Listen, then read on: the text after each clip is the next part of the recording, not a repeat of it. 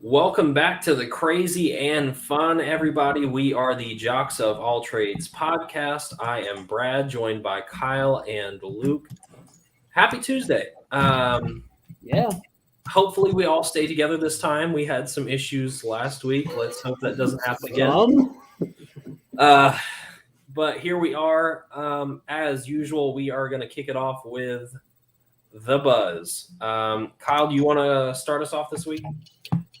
Yeah, so the first thing we're going to talk about is Dak. He had an incredible game on Sunday, but at the last play of the game, he injured his calf. He's going to have an MRI on his calf. I'm not really sure what the exact update is on it, but how do you think this will impact him and the Cowboys if he's significantly hurt?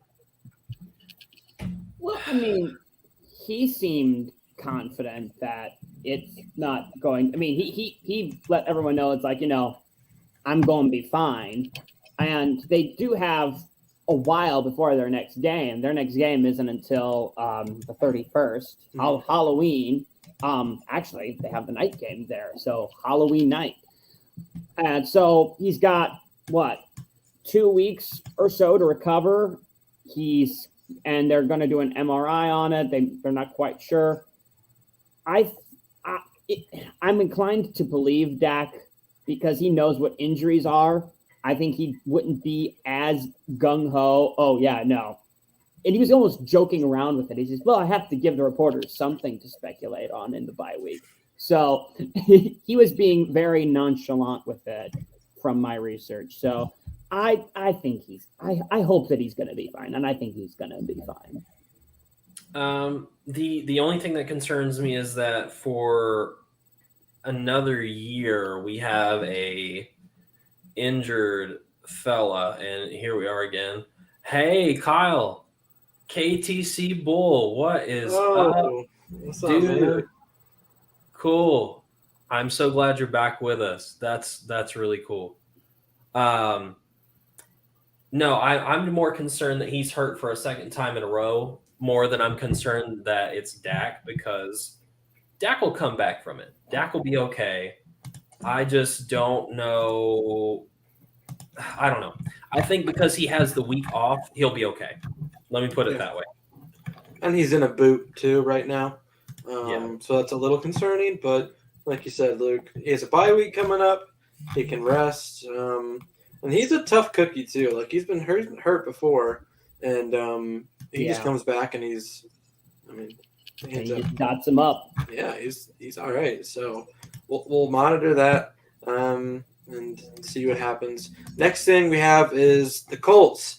They're on a little bit of a good streak, I think. They are 2-4. It's not a great record, but they could have very easily beaten the Ravens last week. They didn't, but it was very close. They almost had that. Killed the Texans, which that's not hard to do, but the running game is definitely one of the best in the league right now. Jonathan Taylor is killing it. Wentz has not turned the ball over. I know the Titans just won last night, guys, but do the Colts have a chance of winning the division, and what do you think of just their chances this year? The Colts could win that division. There's no real team in that division that scares me at all. Not even Tennessee with Derrick Henry? I don't know. I just saw Derrick Henry put on a show on Sunday, and which was only because the Bills fell short. That is my only. But the Bills are one of the best teams in the league. It is only 6 games in, though. So, like, who's the best teams? Who's not the best team? I mean, I'm looking at it is going to be a dogfight, I think, between the Titans and the Colts. But I look at the Titans. I do see there's been more success there, at least of recently. And if Derrick Henry does anything like what he did against one of the better teams in the NFL against the Bills, I would be hard-pressed to say that they're not in a prime position to win that division. Right, but I trust Carson Wentz to throw more than I trust Ryan Tannehill. That's the thing, because they both have very good running games, and I think you're kind of choosing in which quarterback do you take. I mean, they got murdered by the Cardinals week 1. That's fine. Cardinals are, undefeated. But they also lost to the Jets before They beat the Jaguars. Do you know what I mean? So, like, yes, they had a really good game against the Bills, but they also had a really bad game against the Jets. They're kind of hard to judge, and they're always hard to judge, the Titans are, because they kind of sneak into the playoffs at like 9-7, or this year probably like 10-8 or 10-7, or they're hard to judge because they're such a good team at running the ball. But once they get to the playoffs, Luke, their passing game has to come into play, and it doesn't because Tannehill just doesn't have it when they stop Derrick Henry. Right. KTC, that is heartbreaking. We are all kind of talking about how the bye is killing us and how injuries are killing us. I'm starting all kinds of randos this week to kind of patch up holes. Anyhow, with that, though, it really just comes down to Tannehill is not an elite quarterback to me. And he doesn't have that elite arm strength that you want for somebody that's going to sling it around to A.J. Brown, Julio Jones.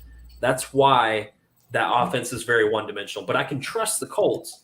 I can trust Wentz to go out there and throw it to Michael Pittman or T.Y. if T.Y. ends up being healthy. He kind of got banged up a little bit. But that's why I think the Colts could absolutely run that division in, like, no question. Let's move on to Gruden's back in the news again. Well, not really. It's the NFL. So basically, the NFL, with all those 650,000 emails that they were looking in, Gruden got canned. We talked about that last week. We don't have to talk about that. But only Gruden is the one to receive the brute force of the NFL here. Nothing else has come out. Are we believing that there's nothing else worth talking about or worth investigating in these 650,000 emails? I don't believe it. I think that we learned a lot from plays like the Crucible and learning about the Red Scare and stuff like that, where if you can pin something on one person and say, hey, all of our problems were right here, and then you eliminate that person or problem, suddenly you look a lot better because you've just cleaned up the whole mess, coincidentally, in one move. And I think John Gruden was that one little thing that they could say, oh, well, he was the only bad thing that's going on, or he was the only one that was like that. He was the only one with a problem. Now he's gone. Look at that. We got rid of him, even though they didn't. He stepped down. So it's concerning to me because we know it's happening, but there's no accountability. So I don't buy it. I don't buy that almost 1 million emails and nobody said anything off color or anything like that. Yeah, we have a bunch of white men. Why do the players in the Houston Texans organization hate the Texans so much if there's nothing that's happening in the background? Yeah, no, it's the idea of, oh, we're just going to have one person bear the ire of the fan base. We'll let him go and then be like, hey, we cleaned out everything. So I do have to say, though, I think people need to give Antonio Brown an apology. He was right about lots of different situations that he was in with the Raiders, with the Steelers. Kind of makes you think maybe he wasn't as nuts as we thought he was. I still think he's nuts, but you have a good point. That's frustrating because we talked about earlier, Dan Snyder, who they are originally investigating, has some nasty stuff in between him and other people on that, but haven't heard anything about that. Also, they got rid of Gruden, and I think they're taking him off the Hall of Fame for the Raiders or something, or Buccaneers. I forget which one, but Buccaneers. But guys like Warren Sapp is still up there.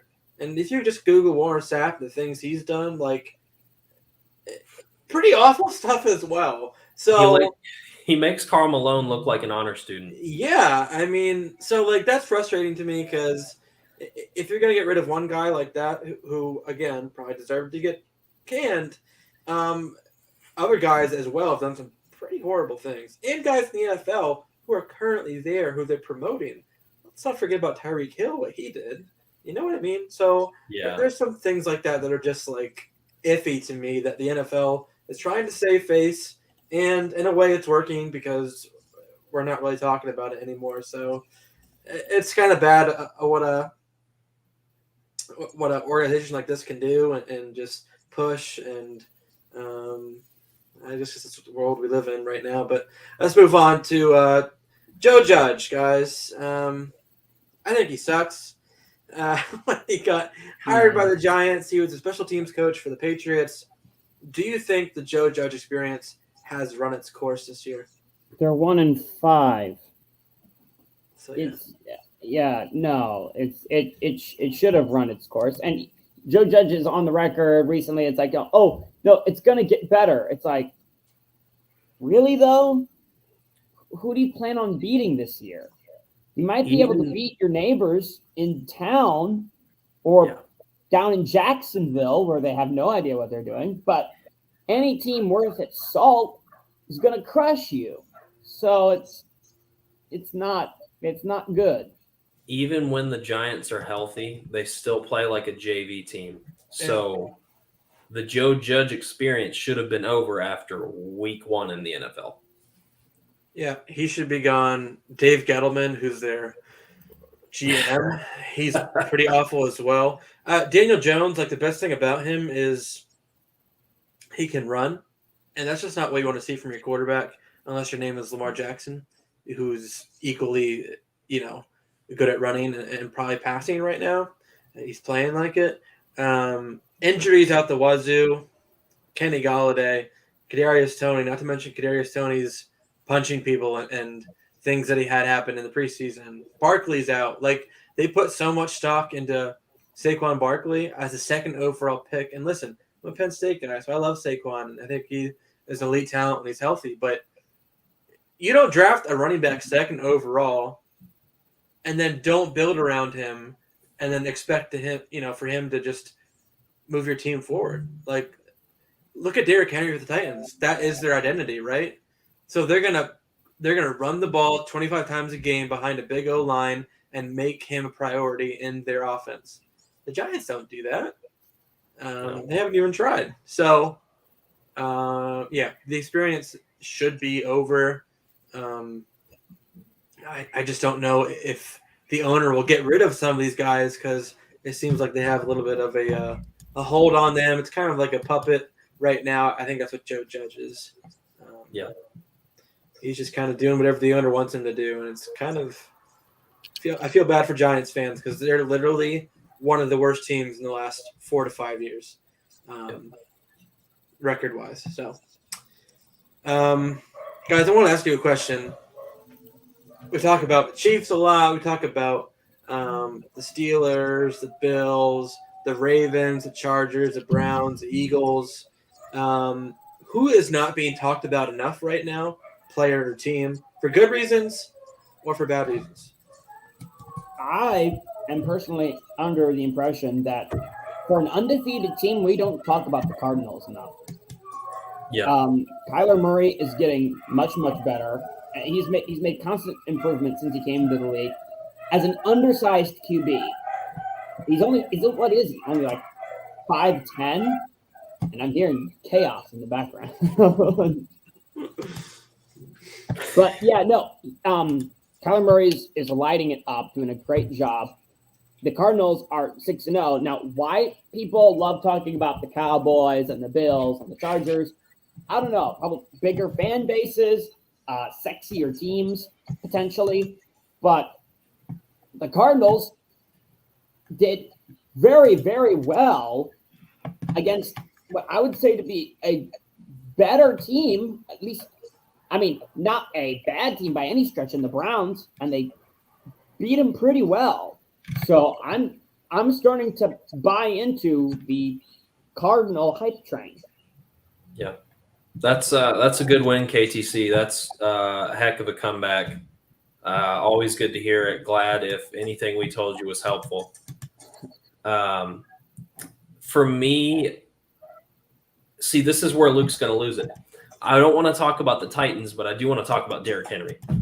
Like, I don't care about the Titans as a team, but I agree with you on Derrick Henry. Derrick Henry is the man.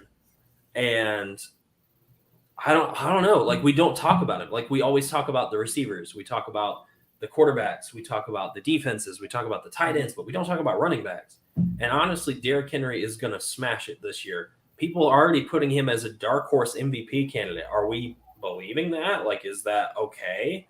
Like, is he at It that level? And It I should think be he is. okay. Yeah. It should be okay. I don't think it's going to happen at all because, again, the sexy players are the quarterbacks, and I get a feeling you might as well rename MVP, best quarterback MVQ. award. Yeah. Yeah. So, but yeah, no, I think Derrick Henry is a very good choice, and I don't think we talk about him enough. We talk about we definitely talk about other running backs in the league, whether it be a sexier team to talk about, or whether a team is more dependent on the run game for its success, like a team like Cleveland. People talk about Nick Chubb, but for a team like for Tennessee, not really that sexy. But Derrick Henry should be talked about more.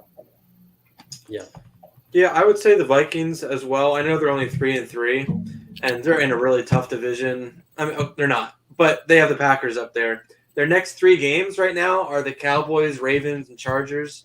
So we're going to get to know who the Vikings really are. They barely lost to the Cardinals. They barely lost to the Bengals in overtime. They beat the Seahawks, only lost by a touchdown to the Browns, beat the Lions, beat the Panthers. I don't know. I just think when they're fully healthy, when Dalvin Cook is there, Madison's there, and they got the receivers on the outside, I think they're talented enough to be a good playoff team. It's just their defense is a little sus at times because they've lost so many guys. They're getting a little bit older on the defense, but when you have Dalvin Cook healthy, Jefferson, Thielen, Osborne even's playing decent.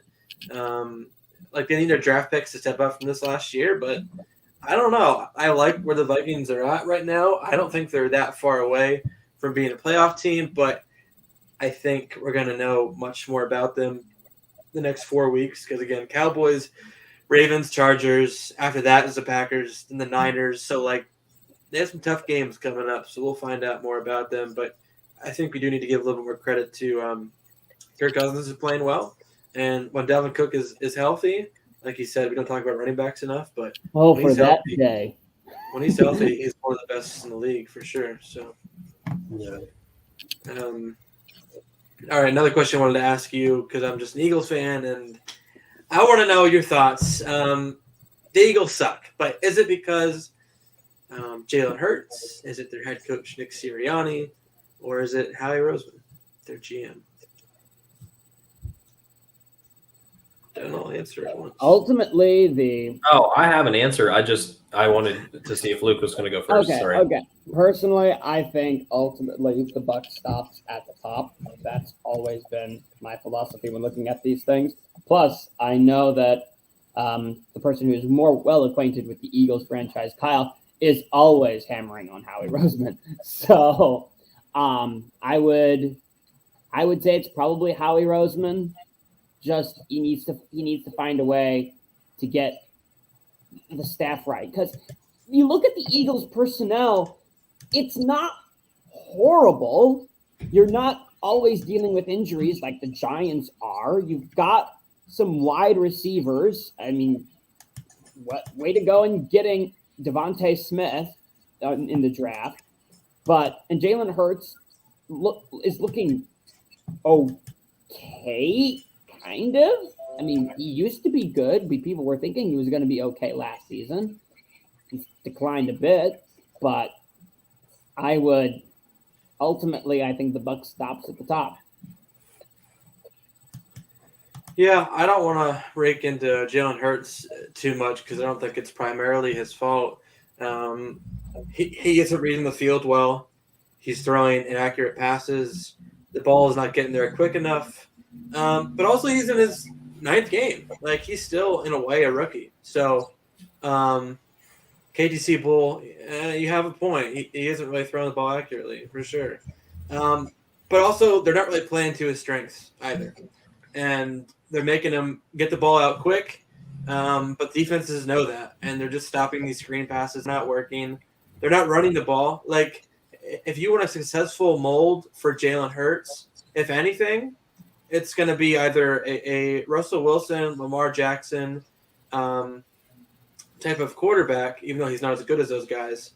But both those teams, they definitely ran the ball. early on in their career, and they don't put too much on their plate. Hurts is still young, and I don't know if that's Nick Sirianni's game plan or it's Howie Roseman, and that's where I differ, is because people would just solely blame it on Nick Sirianni for not calling enough run plays, but it's accurate. We've seen in the past that Jeffrey Lurie, the owner, and Howie Roseman, the GM, they just want to pass the ball all the time because they want an elite Patrick Mahomes type of offense. But they've got to realize Jalen Hurts is not Patrick Mahomes, and they have to cater to his strengths, and they're not doing that. So it's a little bit of Jalen Hurts just not throwing the ball well. It's a little bit Nick Sirianni not calling the right plays, but the majority of it, I think, rests on GM because he drafted this guy, and he drafted the guys around him and the team around him. So, yeah, Devonta really should put up more numbers than he is. KTC Bull, he gets open like crazy. They're not really feeding him the ball, and when they do, Jalen's kind of off target. So, there's a lot of things wrong with this team, but I think you're right. It starts at the top for sure. Let me take one more perspective of that with you to addition to where you are. I was not going to blame any of the three, but I will defend Hurts because Hurts, I hate saying this because I love Jalen Hurts. Y'all know where he played before he went to Oklahoma. You already know. He's a runner first. He is. He is an athlete. He is a runner first. And I don't feel like Philly is helping him get there, first of all. Second of all, he's a system quarterback. That's why he did so well with Lincoln Riley, because Lincoln Riley puts out system quarterbacks. But they're good. I'm not saying they're not good quarterbacks, but they're system quarterbacks. And the system that they're giving Jalen Hurts just isn't playing to his strengths.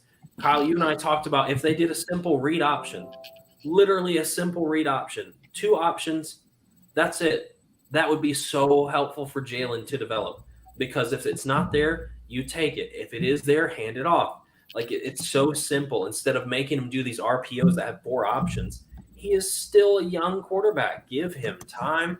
Give him something easier, and I guarantee he would go off, because Lincoln Riley didn't run anything complex at Oklahoma, and he did well. Yeah. Sarkisian, when he had him at Alabama, didn't run anything complex. He ran run plays, designed run plays for him, or he would run little slants or posts out 10, 15 yards. He did not push Hurts more than he needed to, and the Eagles are doing that. So the fault lies with Hurts, because Hurts just needs to trust himself and make plays if the play is happening doesn't happen. Sirianni, because what Sirianni is attempting to do is not working with Jalen Hurts. And Roseman, because Roseman cannot get the single freaking player that they need to unlock that offense. And it should be Devontae Smith. So that goes back into Sirianni not helping Hurts in the offense. Yeah. So it's all three. But if I'm gonna agree with both of you. I'm gonna lay the blame somewhere. It's gonna be up top, because to get the players that he needs and the system that he needs, it needs to come from the top down. Yeah, I agree with that. Let's go on to the NFL highlights here. First game of the week was that Thursday night game. The Buccaneers beat the Eagles 28-22. Ravens beat the Chargers 34-6. That was a smashing. Jaguars at 9 a.m. in the morning beat the Dolphins on a last-second field goal, 23-20. Packers over the Bears, 24-14. Bengals kill the Lions, 34-11.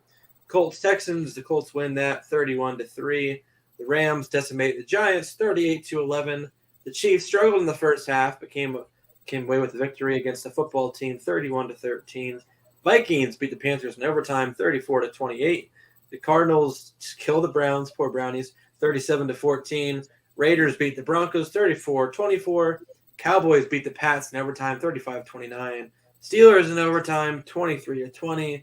And then the Titans and the Bills. The Titans end up winning that one last night 34-31. Guys, you want to give me like a rundown of one game that you saw? What stuck out to you? Yep. I'm going to take Cardinals and Browns. I have Kyler Murray in fantasy, so I find myself watching a lot more Cardinals games than I'd like to admit. But they are good. I like them. It was nice to see Zach Ertz on the sideline doing nothing. Just kidding. I wish he was in that game, but obviously I know why he's not. But even without having that tight end, which they haven't ever had, Kyle and I agree on this. They've never really had a receiving tight end on the Cardinals. Even without that, Murray made it happen. And here's the weird Weird thing. The story of this game was not in the scoreboard. They had so many turnovers against the Browns. They had so many opportunities in the red zone. They just couldn't get it done. And it was highly frustrating because I'm sitting there and I'm like, all right, here's a touchdown. Here's a touchdown. Fourth and goal. Okay. Like multiple times. So we have seen that the Cardinals, yes, they're undefeated, but they can be beaten. They are not we're going to walk through the rest of our season and trample everybody kind of team, which they could, but they're beatable. I think if they hit a Bucs defense, or even like I would say that the Bears are kind of with the Browns on defense, because the Browns defense hasn't been what it should be, even though I like the Browns defense. They've been one of the better defenses in the country, though. Who? The Browns. Oh, I agree. I'm just saying, like, they have the talent. It's just they're not really playing up to it. Not what I've seen anyway. Yeah, my point was just they can be beat. Kyler looked good, but you can stop Kyler. That's basically what that game turned into. Yeah, I agree with that. I do like the Browns. I really do, but the last two games they've given up like 80 points combined. Myles Garrett is elite. Jadeveon Clowney is a good player, but like after those guys, they're having a hard time slowing down people. A lot of penalties too. Everybody's young. That's the problem. Yeah, I agree with that. Luke, who do you look like from this week? Yes, I looking at the Cowboys and the Patriots. We also talked a little bit about this. Dak absolutely played a monster game. Wish it could have been unmarred by the injury, which that didn't happen. But I think Dak is going to be just fine. It was an overtime victory, so it was quite a good game. Again, against my better judgment, I want to congratulate Mac Jones on another very, very good game. He played actually pretty darn well. 229 yards, 2 touchdowns, 1 interception, threw for a little over 75%. And he's doing a really good job, actually, sharing the ball with his targets. The one dude he threw to most all night long was Jacoby Myers, and he only threw to him 5 times. And then you're seeing some of these wide receivers for New England start to play very, very well. I mean, they're making a ton of yards after the catch, which is great. So I think despite, their record at 2-4, I'd say watch the Patriots. They can finally, they might be able to break it out and be a dark horse. They could. Like trash. I can't smell or taste anything, and I have a constant headache. But other than that, I'm here because I like sports and people need to hear me talk. So there's that. Mm-hmm. If he's not dead, he's talking sports. Yeah, you're not wrong. Ask him. I do it at work too. Let's answer KTC Bull real quick here, Kyle. Usually we answer this on Wednesdays, but I'll help you out here. A good trade for a running back on a bye week. I don't know who's left. If it's just a bye week, I would trade for someone that's a one-game wonder. So I'd look if you can get a Khalil Herbert or a Williams or the other Williams from the Chiefs. Look at those guys for 1 week that won't cost you a bunch. Yeah. That'd be good. If you can get a cheap 20 points, that's 20 points, man. It's not bad.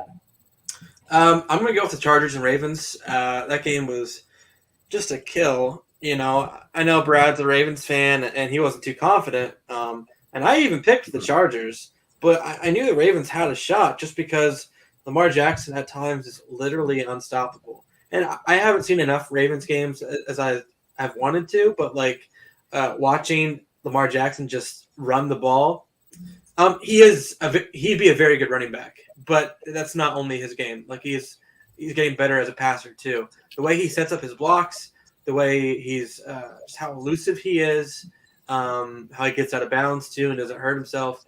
Just has a lot of good qualities about him. And their running backs, while two of them got hurt in the beginning of the year, they kind of stepped up. I mean, Le'Veon Bell had some decent carries.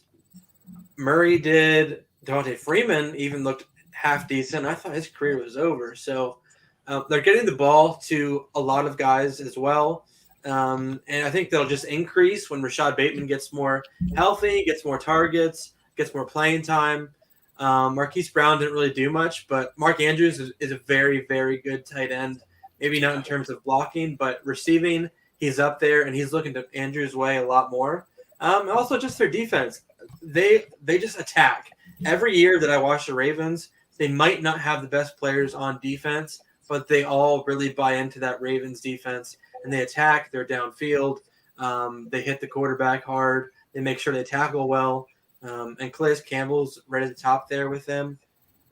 Also, love seeing my boy Odafe Owa getting back there as well and doing some nice things. So they got a lot of young guys in their linebacking. Yeah, he's killing it for them. So, yeah, it's just a dominant performance by a very good team. Chargers, I still think you got it. I still think you're a good team. But if I were you, I would not go for it on fourth down in your own 50-yard line. And I think they did that twice. So I would suggest not doing that because that doesn't really help you out at all. But, yeah, Ravens, they're looking strong. And the Browns are kind of faltering here. So the Ravens every week are slowly just locking up that division. So, Which is crazy. I thought that division was going to be a dogfight, and it's kind of not right now. No. I guess we can go to fix me. I'll make this short and sweet. Let's fix the Dolphins here. The first thing that we have to do when fixing the Dolphins is we need to fix the quarterback situation. I know a lot of people like Tua, but we're kind of looking at it right now like maybe they made a mistake in drafting Tua and not Justin Herbert. And I do like Tua from what I've seen against Jaguars this Sunday, but he hasn't shown the ability to stay healthy. He hasn't shown the ability to throw it downfield well. I think you do have enough weapons. Gesicki's there. Jalen Waddle is going to probably be a stud. Devontae Parker, when he's healthy, he's great. Will Fuller, we don't need him. Let's get rid of him. He can't stay on the field at all. You need to get a real running back, either in free agency or the draft. I'm tired of seeing the Myles Gaskins of the world get 2 carries and 5 catches a game and go nowhere. It's not working. Get him out. Get a new running back. You need to develop the offensive line. You have a lot of young guys there. Austin Jackson, Liam Eichenberg, who they just took this last year. Defensively, Jalen Phillips isn't really doing much for them as a rookie. Javon Holland's playing quite a bit, and that's nice to see. But they need to stay healthy on the defense because that's a very good defense when they're healthy, but they haven't been. So if I were them in the offseason, I would look at still adding to my team from the running back position, the offensive line position, and then maybe you could swing a trade for a quarterback and be right in the thick of things next year. Like if you could swing a trade for a Matt Ryan, possibly on the end of his career, or an Aaron Rodgers near the end of his career. I don't know about going after one of these young quarterbacks this offseason because there is a lot of them, but they're all kind of mediocre. So if I were them, I would definitely look at maybe trading Tua away. I'm not a big believer in the whole Deshaun Watson thing because of what's going on. But if you really wanted to take a stab at him and trade away Tua and get Deshaun Watson, from a talent standpoint, from a quarterback standpoint, yes, he'd be a big improvement, and that would probably catapult your team into playoff territory. But again, I wouldn't do that in front of the GM. But if you're past all that stuff, then that would be a good swing to take because I think they are a healthy defense and a good quarterback away from competing. But listen, as an Eagles fan, we have their first-round pick this year, so I'm hoping they keep losing because the more they lose, the higher pick we get. So as an Eagles fan, I'm going to keep rooting for them to stink. Brad, it is your turn for Spicy A-Meatball. What is your Spicy meatball. It is. I've been waiting to use this feature. Isn't this nice? So, guys, I really got to talk about it. I'm going to pull up my notes because I had to write it out because I was so mad. Guys, my spicy meatball is Aaron Rodgers should not be trash talking, period. That's it. That's the whole thing. And here comes the rant. Listen, Aaron Rodgers came out after running -2 miles an hour, and any defender could have sped up and actually hit him to run on this touchdown run. He makes the touchdown run.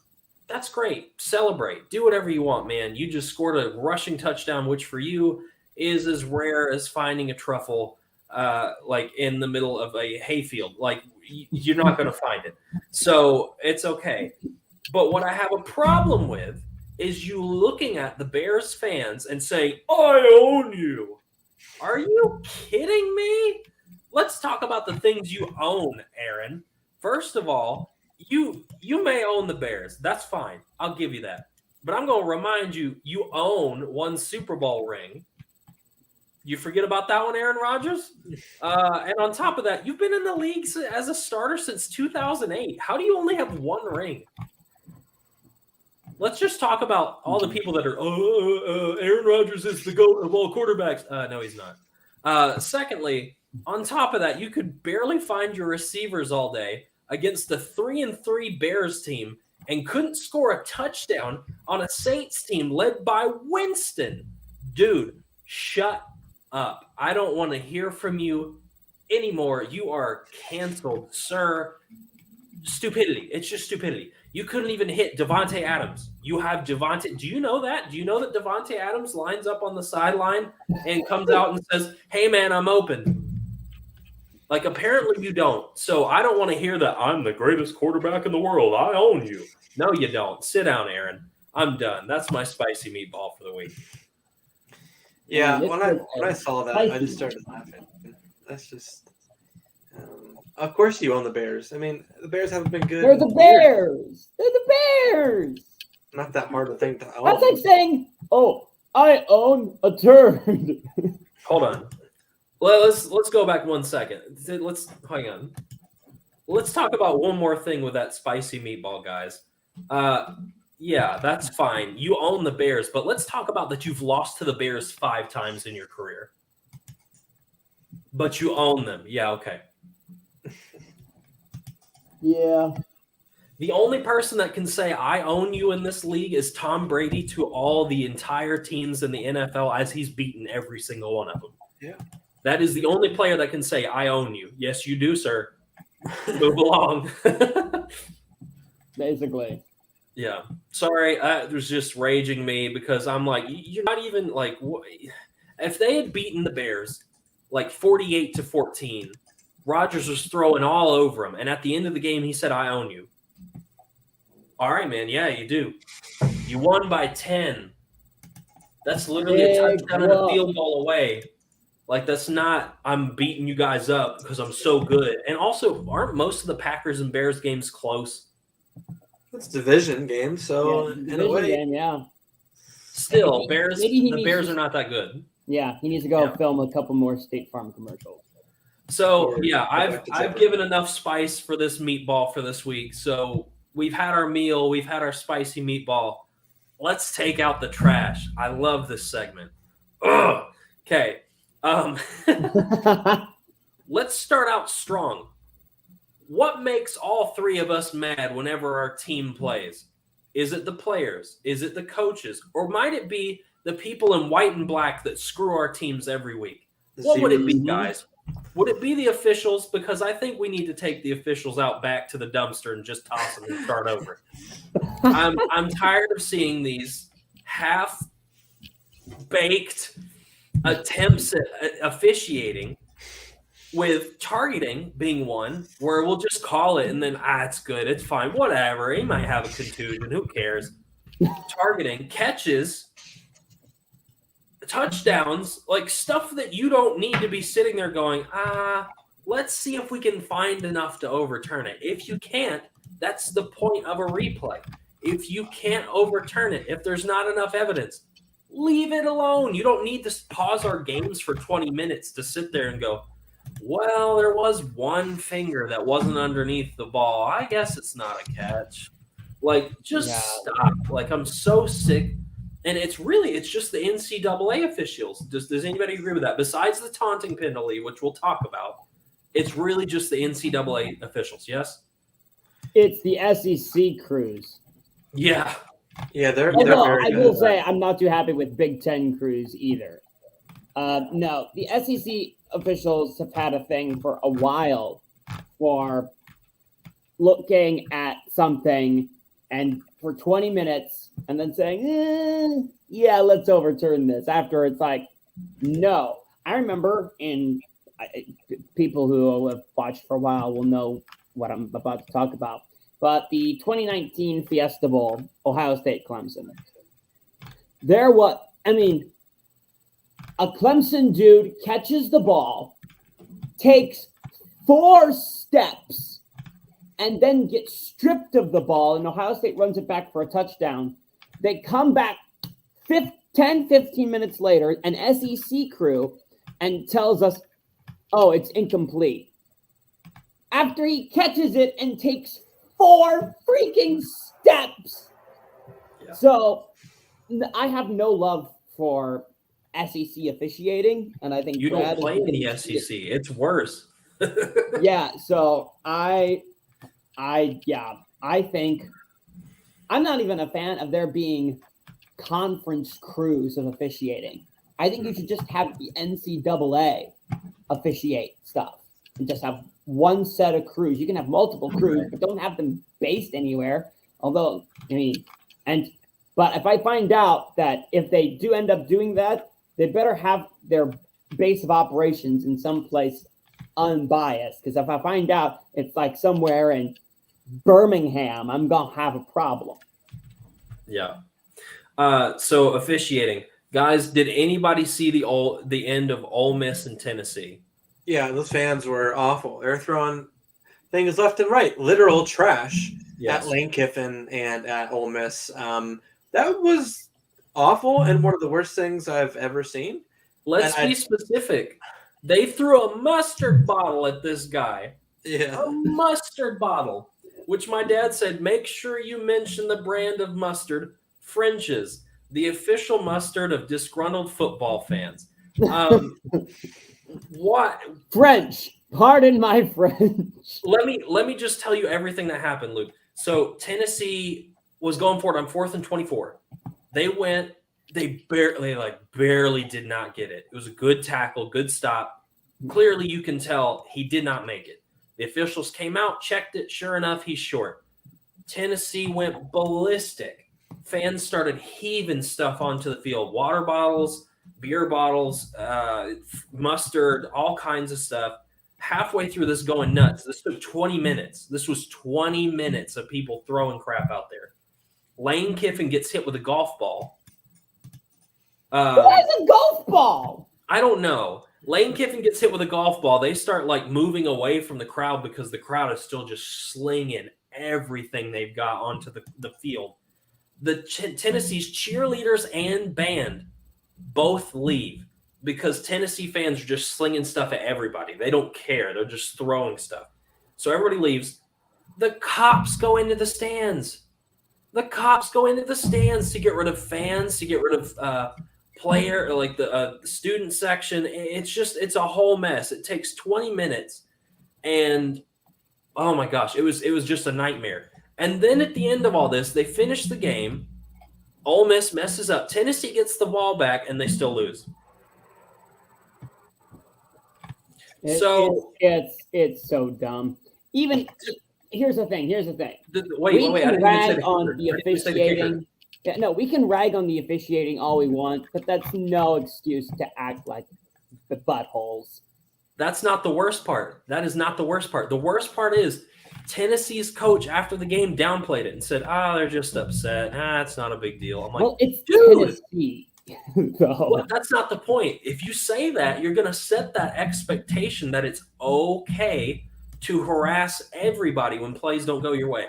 I think the Tennessee coach needs fired. You can't do that. You should have said, Don't throw stuff at my players. Don't throw stuff at the opposing players. Don't throw stuff at our cheerleaders. Right. Like, it was just nuts. We're taking that whole game and Tennessee fans and Tennessee out to the trash. Listen, guys, we don't do that when we lose. You know what we do? We say that sucks and turn around and leave. We don't do that. That's not an SEC thing. That's not cool. I'm not starting that. Y'all can leave. I'm going to do the same thing I did to LSU when they were throwing shoes on a field. Get out. Get out. Figure it out and come back when you got it. Like, seriously, cancel a game. Don't let fans come in for a game. Let them learn. Like, you got to do something. But that was not okay. Kyle, would you like to take the other two? I'm running out of air. I've been yelling. Yeah, both of these should go in the trash. Whoever made these rules about taunting penalties in the NFL, the no fun league, let's take them out because they're awful. I've seen so many guys make a tackle, a sack, and just say like a 1 word, 2 words to a guy they just tackled, they just sacked, and they'll throw a flag. And I'm like, this NFL game is based on physicality, on emotion, on adrenaline, on testosterone. You know what I mean? Like all these things that just get you amped up. If anything embodied toxic masculinity, it's football. Right. Let's be honest. And like it's just nearly impossible for you not to say anything. Like it happens every game. Taunting, people saying things to other players, it happens. And they don't catch all of it. So like why are we doing any of it? Like I understand if you're talking smack and you push a guy over or like you punch him, obviously it's not taunting, but like things like that makes sense. If you throw the ball at a player, that's like it's aggressive and that should be penalized. But if you're just talking smack to one another, that happens all the time and it's so dumb. Their argument was, oh well, when taunting happens, usually after that some physicality comes into play and then it imposes some kind of player safety. Like no, it doesn't. If you just talk smack and leave it at that, it's all good. Like people do that all the time. That's a load of crap. Because are we really? We're making it about player safety. Yeah. They might punch each other and seriously hurt one another. It's like they're wearing all protective gear. No, here's the thing. As soon as you get physical, then throw the flag. Yeah. But let people talk a little bit. It's really becoming the no fun league. They're playing at the highest level. I think if anybody is allowed to be mouthy, it's those guys. Yeah. They made it. But someone we should put in the trash and someone that we wouldn't mind getting physical with. Jackson Mahomes, like get rid of this dude.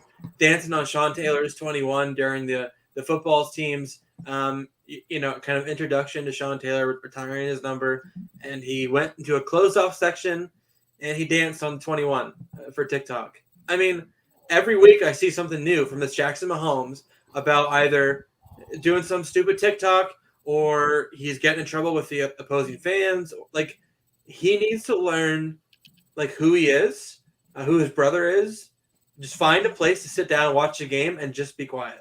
Because it's literally hurting his brother's reputation, and it's becoming a distraction, I think. Yeah.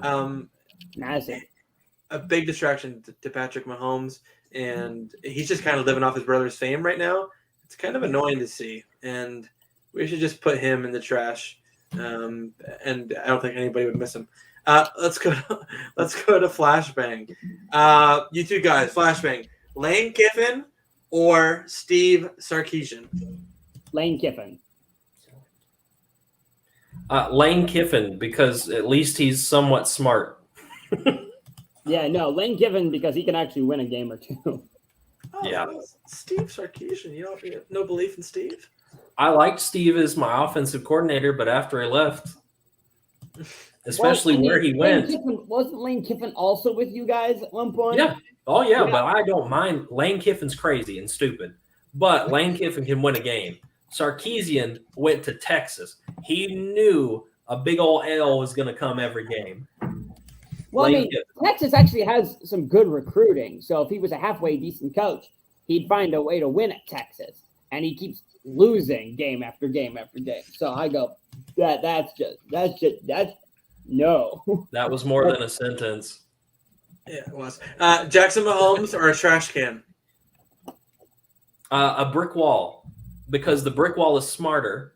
The trash can and the brick wall are friends. So we put Mahomes in the trash can and then let the brick wall. No. What we do is we take both the trash can and Jackson Mahomes. We stick him head first into the trash can, pack it down, then give it to Patrick and have him use his bazooka arm to chuck it into the brick wall. I like it. Michigan State or Michigan? Michigan State, because we no, I can't pick Michigan for anything. Because Michigan State isn't real. Oh, okay. Well, they did almost lose. Their offense looked a little bit suspect this last week. Michigan didn't play too well either. The top 10 NCAA here. Most of these teams are on bye. Ohio State, Michigan, Penn State, all on byes. But Georgia handles Kentucky easily. Cincinnati's number 2. They killed UCF. Oklahoma and Caleb Williams, who is the starter now, looking really good, handles TCU 52-31. Alabama kills Mississippi State, of course, 49-9. At number 8, Oklahoma State beat Texas 32-24. Texas had that game won for a while, but lost it at the end. Michigan State beats Indiana 20-15. Oregon beats California 24-17. Brad, let's go to our next segment here. Give it off to you. Up high, down low. Ooh, too slow. You're letting me do this one? Yay. Good. Up high, down low. Ooh, too slow. Yo, Iowa, did you know that you were playing a game this week at home? Like, did y'all think you had a bye week? Like, what happened? Purdue, congratulations. You are the absolute bracket buster every year. And I know I can rely on you because I said it to Kyle before the game. I said, watch Purdue beat Iowa. And sure enough, here we are. Iowa should have never been ranked in the top 10, and I hope they never are for the rest of the season. Yeah, it was funny because on Twitter, after last week's performance from Penn State and Iowa, of course, I was pissed because we should have won that game. I still am, but I'll get over it. Anyway, after Iowa lost, Iowa should have, of course, been in the top 10. Iowa sucks. They do. Wait, are you yelling at me? No, I agree. I agree with you guys. I'm saying that like Iowa, we should have won that game. Iowa, all their fans said, "Oh, we lost, but we won't drop behind Penn State." I'm like, yeah, you will. Yes, you will. Like if the voters are smart, yeah, you will. And they were smart this week, and they dropped outside the top 10. Deservedly so. It never should have been there. I'm so happy. Stupid Iowa and your stupid They fans. never should have been in the top 10. They were not good enough. You cannot lose to Purdue at home by that many points and expect me to say you should have been in the top 10 all year. No. Pretenders. Yeah, I agree. Let's go to Jock, Paper, Scissors. We have Dak Prescott, Kyler Murray, and Lamar Jackson. Luke, I'm not going to talk. I got to go with Kyler. Kyler, I mean, his team's undefeated. He's playing very, very well. And you can't not talk about the fact that he's undefeated. I know I just said it, but he's undefeated. Yeah, I'm going to go with Dak Prescott.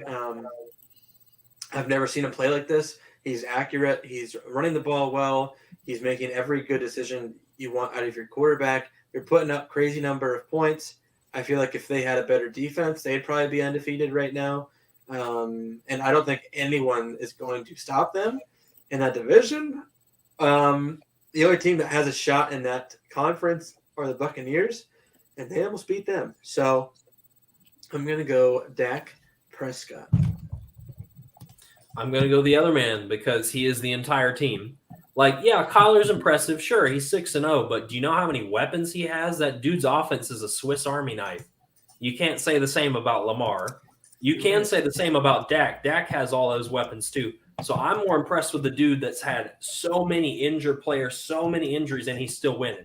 Like, that's That is impressive to me. Not saying I don't like the other two. I do. I love both of them. They're both on my I'm glad you're finally doing well quarterbacks list. But Kyle was right, and it took the Chargers game for me to prove that to myself that Lamar is better than they are in terms of what he means to their team. Yeah, that's a good point. Yeah. Let's go to Baller Bill Y'all. It's a really quick one here.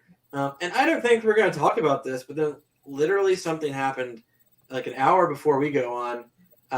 Ben Simmons showed up to practice. He was supposed to speak to the reporters, didn't. And apparently he didn't want to do drills that Doc Rivers wanted him to do. And he was lazy. He was unmotivated in practice.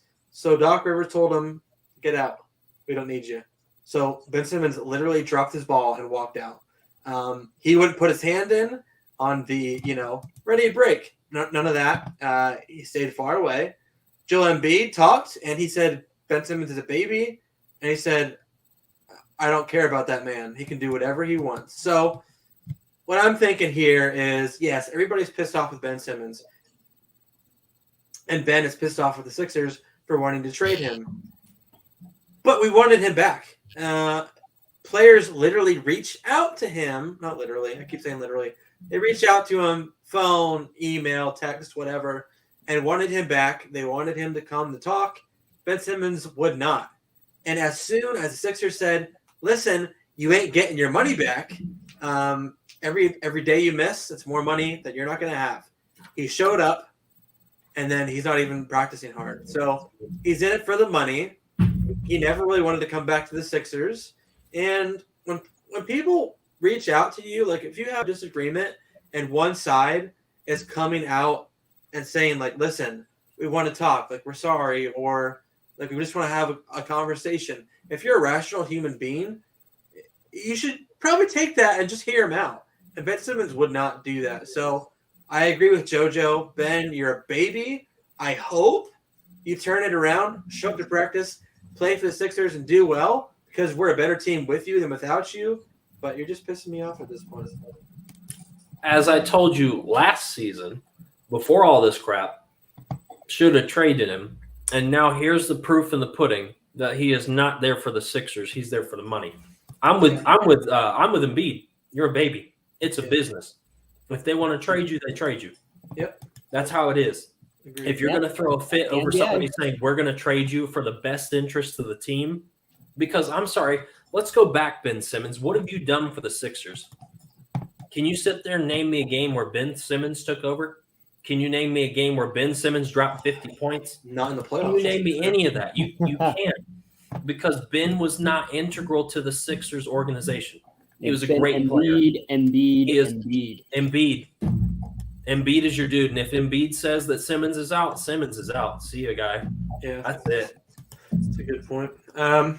Let's go on to our last segment here. Let's go to the name game. Guys, I want you to give me any random player here. Any random player at all.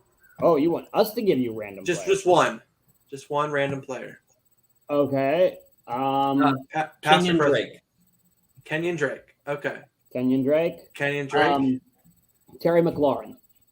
Terry McLaurin and Kenyon Drake. Okay. So we're going to connect these two guys by either teams, NFL teams, or college teams. Kenyon Drake to Terry McLaurin.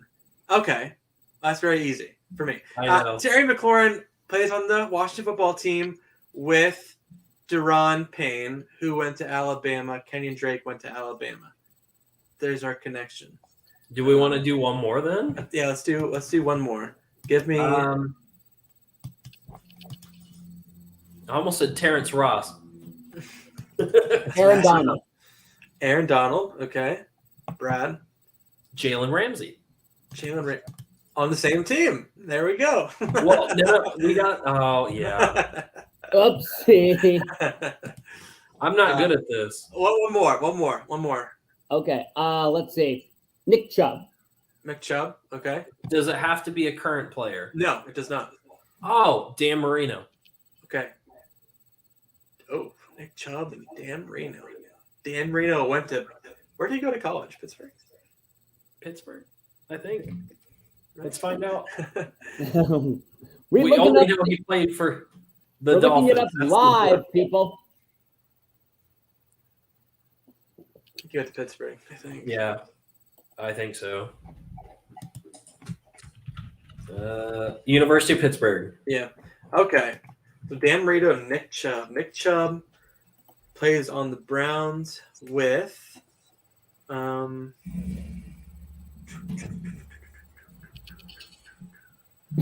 Ooh, this is tough. This is tough. There may or may not be a connection. Oh, there will be. Nick Chubb. Who does he have around him? Kareem Hunt, Baker Mayfield, Baker Mayfield. Denzel Ward. He has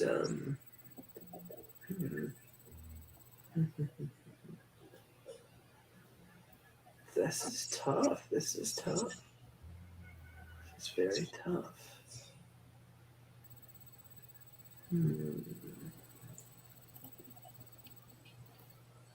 Let's see. It's not helpful. I'm trying. Yeah, no, I'm trying to help you too, man. I'm looking at Pittsburgh Panthers in the league, and there's nobody. Well, there's a lot. Okay, so Dan Marino went to Pittsburgh. Who else is on Pittsburgh? We got Tyler Boyd and Gross. James Conner, James Conner. T.J. Clemmings, Brian O'Neill, Jordan Whitehead, maybe Buccaneers. Avante Maddox, Oh, Andre yeah.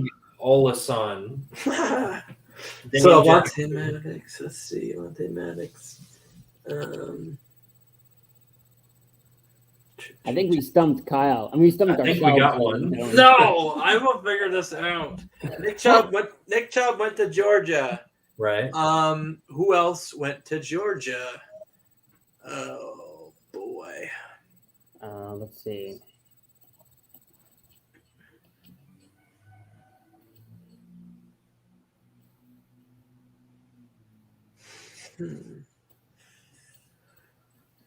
Sony Michel went to Georgia, and he's on the Rams. We have Herschel Walker. Oh, I got it. Okay, Nick Chubb went to Georgia with Sony Michel. Sony Michel is on the Rams with Aaron Donald. Aaron Donald went to Pittsburgh. Dan Marino went to Pittsburgh. Well done. Well done, sir. That was a lot. That was a lot. Yeah. That was hard. All right. Well, that was a very difficult name game this week. Fellas, it has been fun. Thank you all for watching with us, commenting, talking to us, and we will see you all tomorrow, and then you'll see all three of us again on